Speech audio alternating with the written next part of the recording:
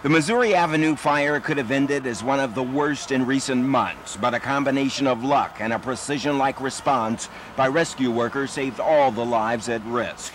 Firemen George Bennett and Kevin Begley were the first to scale a ladder, bringing 3 unconscious children out of the choking smoke and melting heat.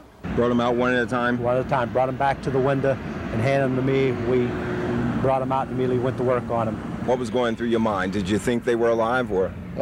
Honestly, no.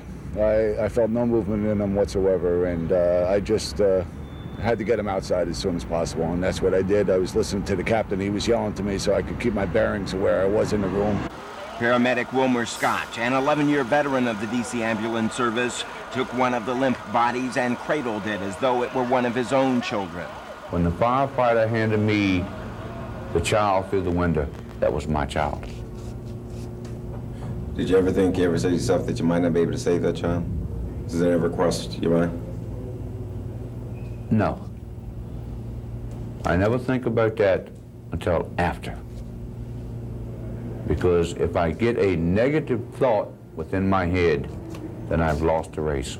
Rick Bender, an emergency medical technician, in only his second year on the job, brought a 2-year-old breathless boy back to life.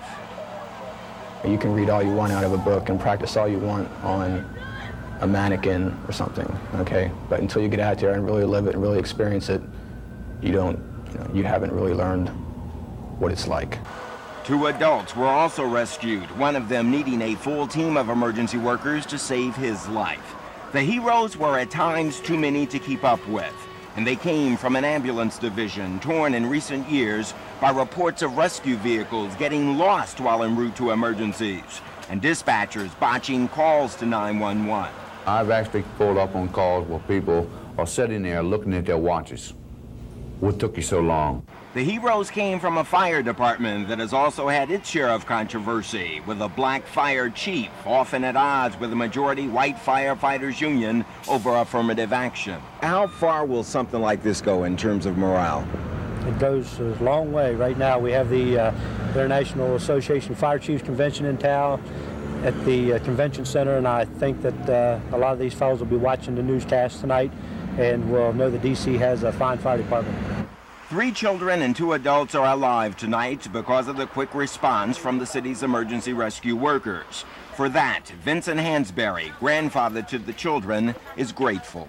See, I've seen the fire department, seen a lot of fires. You know, I drive a cab, go by, see a lot of fire. But at this time right now, I had to thank the fire department for what they did. You know, save my grandchildren. I'm crazy about my grandchildren. Bruce Johnson, Eyewitness News.